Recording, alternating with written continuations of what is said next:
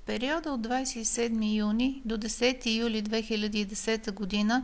в град Кардиф, Уелс, се проведе двуседмичен обучителен курс за европейски учители, преподаващи английски език в начален етап на обучение. Този курс е включен в електронния каталог на индивидуални квалификационни дейности по програма Коменски на Центъра за развитие на човешките ресурси и в него участват учители, преминали успешно селекцията на Националната агенция. Наред с представителите на България, в групата имаше представители на Испания, Полша, Румъния и Турция. Макар и за кратко време, всички успяха да се сработят, да създадат трайни приятелства, които поддържат и след приключване на обучението. Общуването бе ползотворно и приятно за всички.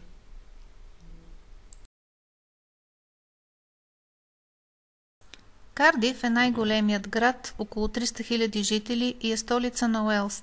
Градът е разположен на Бристолския канал и се счита за вторият най-голям търговски център на острова след мегаполиса Лондон. Уелс е една от 4 съставни части на Обединеното кралство. Известен е като земята на песента. Англичаните успели да завладеят Уелс през 1282 година, когато на власт в Англия бил Едуард I. За да умиротвори уелското население, Едуард I прави своя син Едуард II уелски принц на 7 февруари 1301 година. Тази традиция, първородният син да получава титлата принц на Уелс, е все още валидна.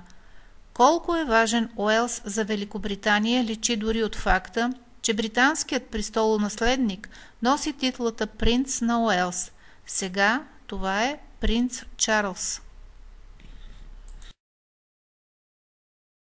Кардиф е красив град с уникално съчетание на древна и съвременна архитектура, с красиво оформени паркове, многоцветни алеи, университети и забележителности, които непременно трябва да се видят.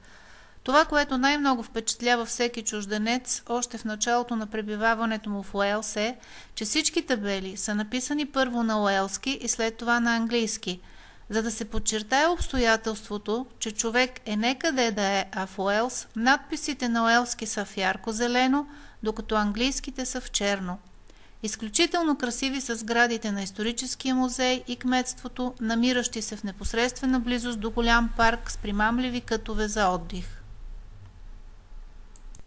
В самото сърце на града е разположен замъкът Кардиф, най-посещаваната забележителност в Уелс, наследник на римска крепост, съществувала от 2000 години. Замъкът Кардиф е невероятен пример за средновековна крепост с типичната викторианско-готическа архитектура. Днешният дворец има неоготически вид и е известен с най-богато орнаментирания интериор в Англия. Безспорен факт е, че това е единствената сграда в Великобритания, която обединява архитектурни стилове от различни епохи. Крепостта в центъра на Кардиф представлява комбинация от римски форт, класически нормански замък и готическо-викторианска реставрация, извършена в средата на 19 век. Другата най-често посещавана забележителност в Кардиф е музеят на уелския живот, който е разпрострян на огромна площ. Той проследява уелската история, като нагледно показва начина на живот от келтите до съвременността. Едва ли един ден е достатъчен, за да може посетителят да добие пълна представа за всички аспекти от живота на хората, населявали Уелс в миналото. Многобройните експонати дават възможност да се проследят промените в интериора, начина на обличане, уникалните занаяти, някогашните училища и къщи. Едно от предизвикателствата на двуседмичното пребиваване в Уелс бе настаняването в английско семейство.